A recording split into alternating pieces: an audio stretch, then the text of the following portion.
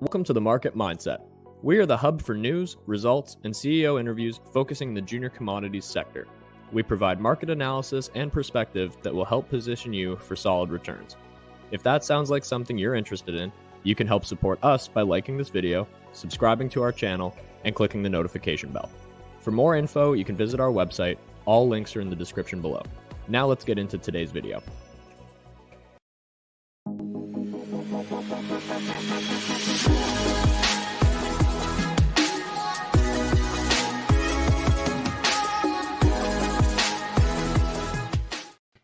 Good morning. Happy Friday. It's Andrew with the Market Mindset. We're here to help you, position yourself correctly for this massive change that we're going through. We've been speaking about it for years, and we like to talk about the stories that are giving you the opportunity for potential asymmetric gains. At the end of the day, big upside growth wins, and we can focus on a lot of the negative right now. And there's a lot out there, and it's not that we're dismissing, even lately between Boris Johnson, stepping down, the assassination of the former Prime Minister of Japan. We want to focus on more uplifting type of things. And it's not that we're ignoring news, but we want to focus on this shift in energy, what that means. And that means taking a look at nuclear, both fission and fusion.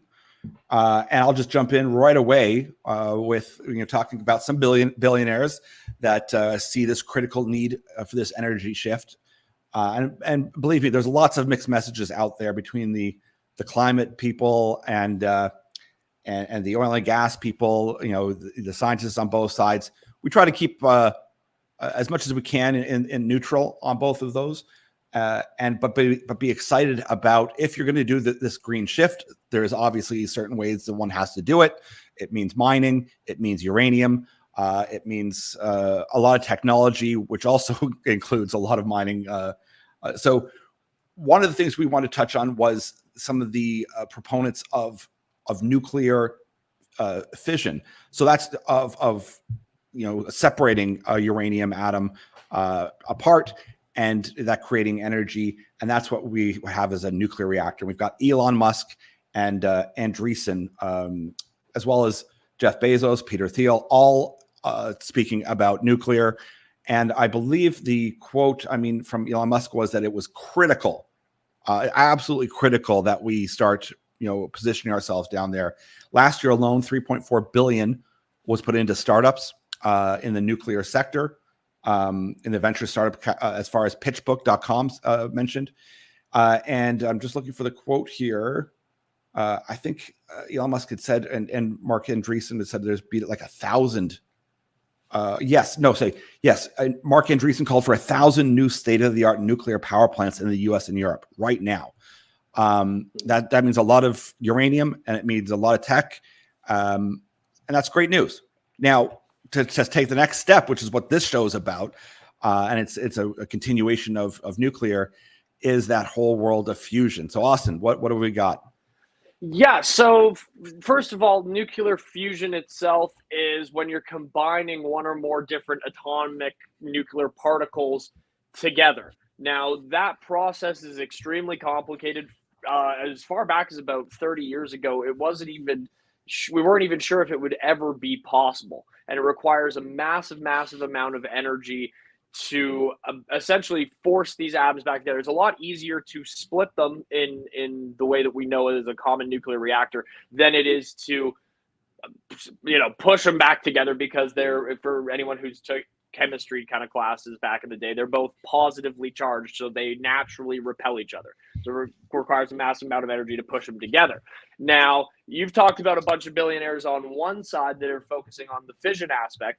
Now, there is a group of billionaires, including Bill Gates, Jack Ma, Richard Branson, on the other side, that have put over $2 billion into a group called Commonwealth Fusion Systems. And what they're doing is they're working with MIT Plasma Science and Fusion Center on a magnet that is basically working on this kind of technology to accelerate fusion at a massive level and use it as a raw form of energy. Yes, they're using what's called a tokamak, Yes. which is like a donut-shaped magnetic field. So they're using like 16 different types of magnets to try to contain this field of plasma, which is one of the 4 states of matter. And I'll just put a caveat here. We're definitely not plasma scientists. We're definitely not nuclear scientists. This is very surface level. We're just excited about talking about some of the stuff that we know. And I know some of you out there who are well-versed in this will have very firm opinions, because as Austin had mentioned, this fusing of hydrogen atoms to make helium under like massive pressure and temperature. We're talking, I think the temperature needs to be like 1.5 million degrees. Something like that. It's an 5 million degrees Celsius, staggering amount of heat. So it is like the containment of a star. That's what you're trying to do. Now this, it was science fiction for a long time and just seemed out of reach. But there's huge progress now with MIT and Commonwealth Systems, and that's the Commonwealth Fusion team there with MIT and also the U.S. government and all these billionaires. They are making actual progress, and that's what's kind of exciting.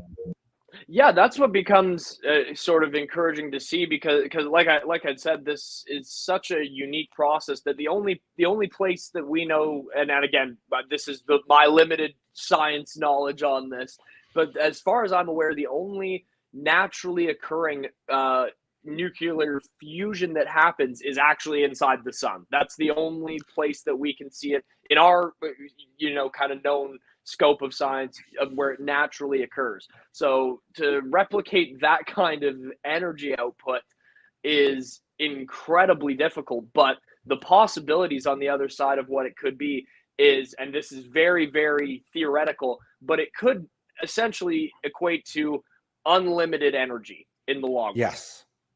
Yes. I guess what the pressure, the temperature getting up to that height makes deuterium and tritium fuse together, and that process just alone, the scientific community argue that that's not possible. There's this, that. It's certainly very interesting, and it's far beyond our reach, but they are making progress, as I mentioned. And I'll just throw out, before talking more about Commonwealth, because that it's very exciting what they're up to. And I mean, if you can create this, which is apparently no greenhouse emissions, it's very small amounts to create a massive amount of energy.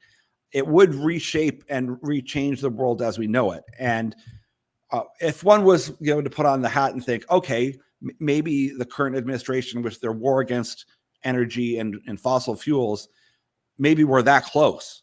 We're not. We're not that close. I mean, this is 2025. They'll have a demo project to advance a bit further.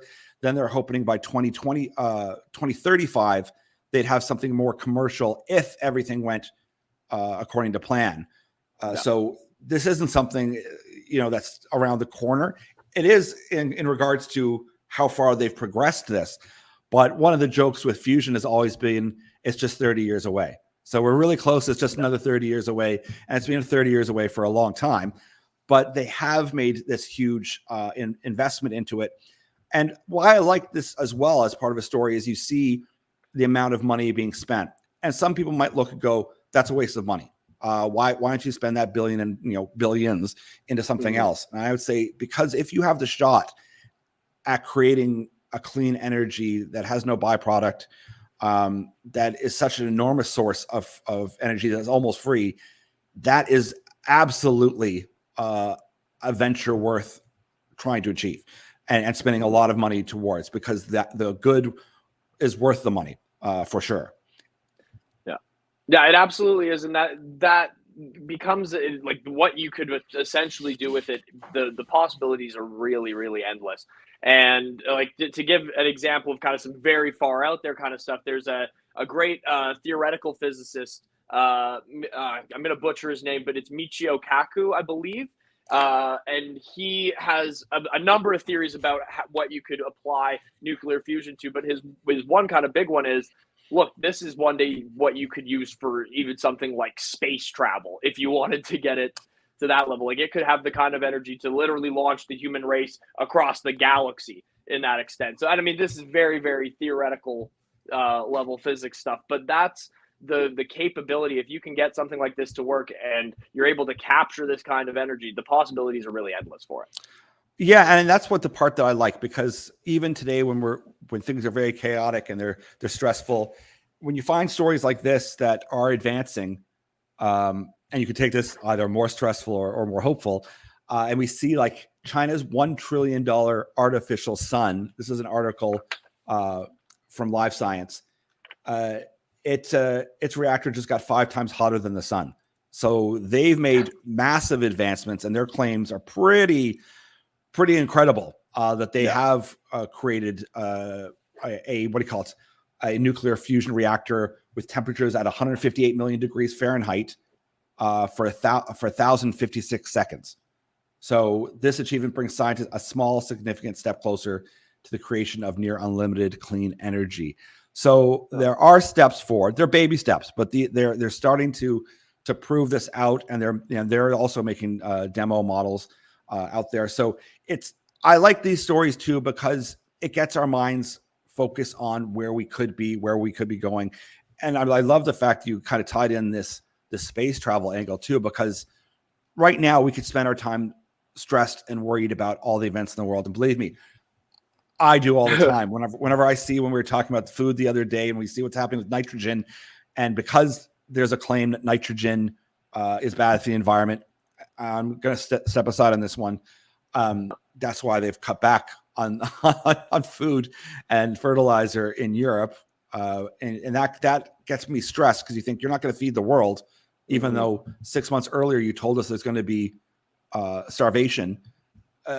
It gets very upsetting. Whereas this kind of makes us think of, okay, I'm going to focus my attention on something that's still very difficult. It's a lot of work to be done, but that's very hopeful.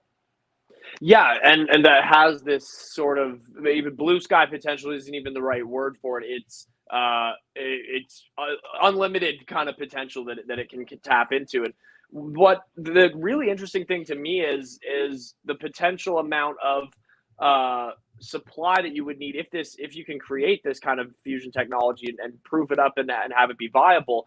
Is and this is a claim that what Commonwealth Fusion Systems makes, says that essentially one glass of water would provide enough fusion fuel for one person's entire lifetime with where we're at right now, which is that's staggering, the potential that this has. So, like you said, it's until 2025 they have to really prove up and build their demo construction unit to kind of net gain energy.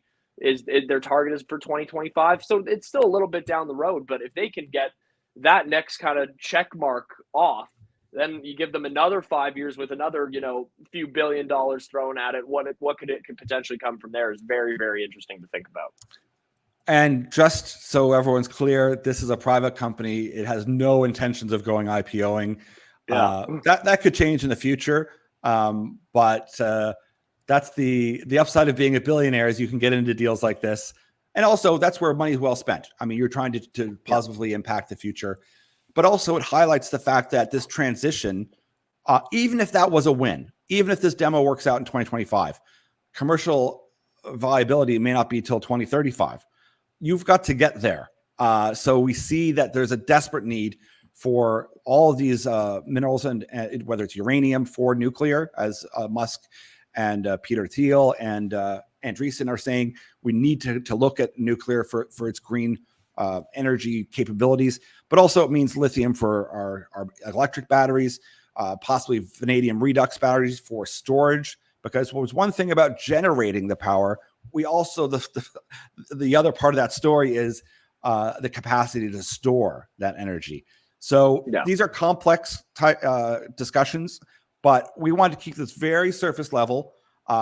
Certainly because it's a very difficult topic. I mean, this is, we're definitely not physicists. So no, I'm not a quantum. I'm not a physicist. I'm certainly not a rocket scientist. I'm certainly not a nuclear physicist. But we find it fascinating, and we try our best to keep up to speed with it. And we want to get that out to people, because it used to be completely pie in the sky. And I think some would argue it is still outlandish, but it's impressive to see the steps they've taken so far. Yeah, it really is. It's encouraging to see a potential path to, and it's good to see the powers that be on both sides of this, encouraging nuclear in one way or another, because if you're going to want to hit all these targets, it's becoming more and more apparent that nuclear is going to have to be involved for them to hit any of these kind of climate targets that they have. If they want to even come close, really, you're going to need nuclear involved heavily. So it's good to see money being involved in that. And, regardless of whether it's the Elon Musk, Mark Andreessen side of the fission nuclear side, or this Richard Branson, Bill Gates potential fusion side, regardless, it's good to see some actual progress being made and some cash flow going towards these solutions. Yeah. So thanks again for joining us. These are the stories we want to get out, especially over the summer, to keep people focused on the backbone of the future that we're all striving towards. It's coming from mining. All of this technology doesn't work without mining. It includes the helium. Not only did we mention the helium from fusing the hydrogen together to create helium, we're talking about all of the coolants, all of the magnets that come from rare earth to make all of these things happen, make them work. It's fascinating when you break them down to see where it comes from. And we're of the side that you want to mine these things in our backyard so that we have control over that process, that we can do it responsibly, we can do it clean, and we can do it appropriately. Otherwise, you have a situation where, it's done elsewhere. And I, not to pick on China again, but I mean, we're doing this big green rush and they're not included. They're able to use coal. They're able to do whatever they want, but they've got a long-term vision. They're going to use the coal. They're going to use whatever they can as fast as they can, while at the same time, they've built out, I think, or planning out another 48 nuclear reactors. So they're willing to take the short-term hit to, at the same time, building up this future vision that they see. And one scratches their head and thinks, why aren't we doing the same? We seem to be rolling over and just saying, you guys go ahead and we'll just take a back seat. And that's where my big complaint with a lot of these climate initiatives are, what's your solution then? You're saying you're going to put a ban on this and a ban on that. What's the solution? And something like this fusion story, we see that's a solution. And we see them piling money into this. And it's positive. It's positive. Now we'd like to see the same kind of effort come forth into the rest of the mining sector, so that we've got copper, we've got lithium, we have the rare earth to make these things work, and keep these stories coming. So have a happy Friday, everyone. Austin, any last words? No, you summed it up beautifully there. So everyone enjoy your weekend. Andrew, I'm looking forward to seeing you out here next week. It's going to be great. We'll get a little stampede action in. It's going to be a fun time. Yes. But no, hope everyone has a great weekend, and we look forward to talking to you again next week.